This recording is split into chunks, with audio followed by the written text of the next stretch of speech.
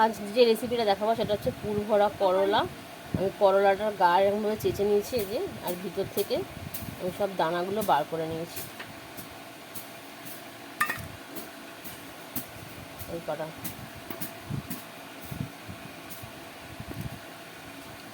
এগুলো আমি কিছুই ফেলবো না, এগুলো সব ব্যবহার করব। কিছুক্ষণ এর মধ্যে নুন মাখিয়ে আমি রেখে দেবো, 10 মিনিট 15 মিনিট রেখে দিলেই হবে।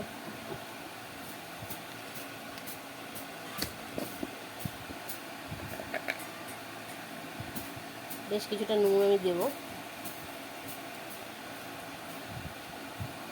আর এটাতেও বেশ নুন মাখিয়ে আমি কিছুক্ষণ রেখে দেবো।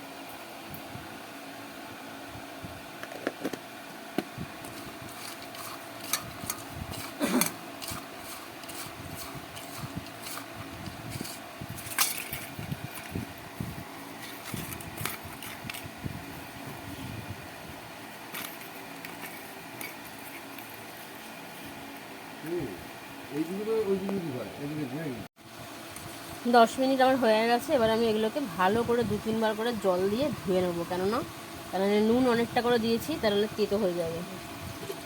খুব ভালো করে দুটোকে ধুয়ে নেবো, 2-3 বার করে জল করে করে ফেলে ধুয়ে নেবো।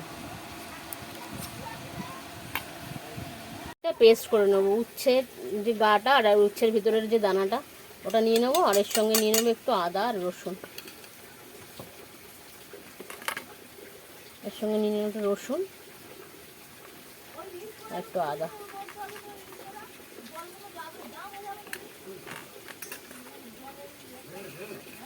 এটার একটাই পেস্ট বানিয়ে নেবো।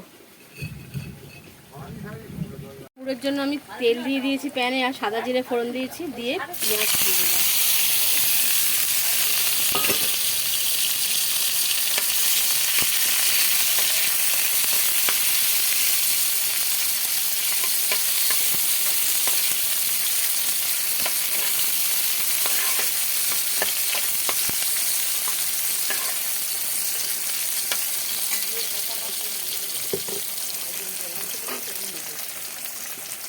এবার ওই বেটে রাখা উচ্ছের খোলা দানাটা দিয়ে দেবো।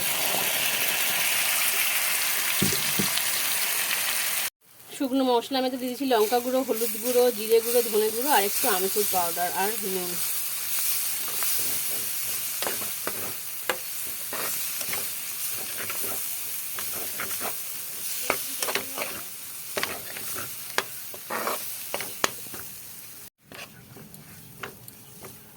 পুরটা আমার প্রায় রেডি। এবার এটাকে আমি ঠান্ডা হতে দেবো।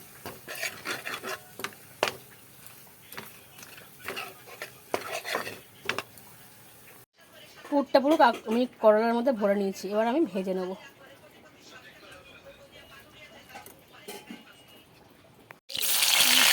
ভেজে নেব।